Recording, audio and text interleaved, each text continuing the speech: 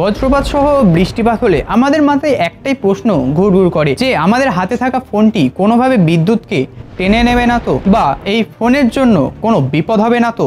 আজকের wiki short ফ্যাক্টসের ভিডিওতে আপনি জানতে চলেছেন বিদ্যুৎপাত চলাকালীন আপনার ফোনের সঙ্গে আপনার কি করা উচিত। কিছু বছর আগে যখন মোবাইল ফোন বা এই সেল ফোন নতুন নতুন আবিষ্কার হয়, তখন দুজন মানুষ বিদ্যুৎপ্রাপ্ত হয়ে মারা যান এবং তাদের কাছ থেকে এই সেল ফোন বা এই ফোন পাওয়া যায়। তখন থেকে আমাদের মধ্যে কিছু মানুষ এটা মেনে নিয়েছিলেন যে এই মোবাইল ফোনের সঙ্গে বিদ্যুৎপাতের একটি সম্পর্ক রয়েছে, কিন্তু বিজ্ঞানীদের মতে মোবাইল ফোনের সঙ্গে বা মোবাইল ফোনের ব্যবহার কখনোই বিদ্যুৎপাতের কারণ হতে পারে না। 2017 সালে এরকম এক বিপজ্জনক ঘটনা ঘটেছিল। এক ব্যক্তি ঘরের মধ্যেই ছিলেন এবং তার হাতে ছিল এই সেল ফোন, কিন্তু বাড়ির মধ্যে থাকা অবস্থায় এই ব্যক্তির গায়ে বিদ্যুৎ পড়েছিল, আর যে কারণে তার মৃত্যু হয়। এখান থেকেও আমরা এই তথ্যের ওপর আরো জোর দিয়ে বিশ্বাস রাখা শুরু করি যে বিদ্যুতের সঙ্গে মোবাইল ফোনের কোনো একটা কানেকশন নিশ্চয়ই আছে। কিন্তু ইনভেস্টিগেটররা তার বাড়ি পরীক্ষা করে জানান যে সেই বিদ্যুৎ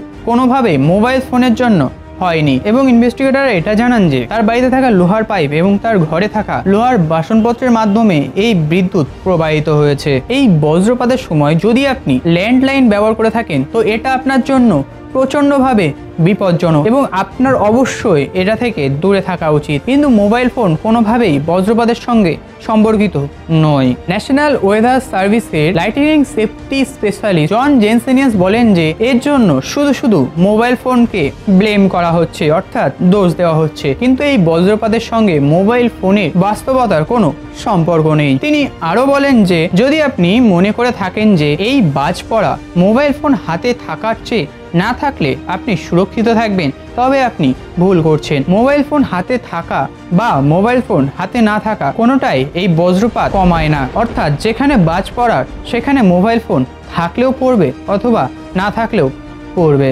একটা জিনিস তো ক্লিয়ার, বজ্রপাতের সঙ্গে মোবাইল ফোন বা সেল ফোন সেফ, কিন্তু এখন প্রশ্ন হলো আমরা মোবাইল ব্যবহার করার সময় কি ইন্টারনেট ইউজ করতে পারি? অবশ্যই পারি, যদি কিনা সেটা ওয়্যারলেস হয়। যদি আপনি বজ্রপাতের সময় রাউটার ব্যবহার করে থাকেন তবে সেটা খুব বেশি বিপজ্জনক আপনার জন্য এবং এটা আপনার জীবনেরও ঝুঁকি হতে পারে।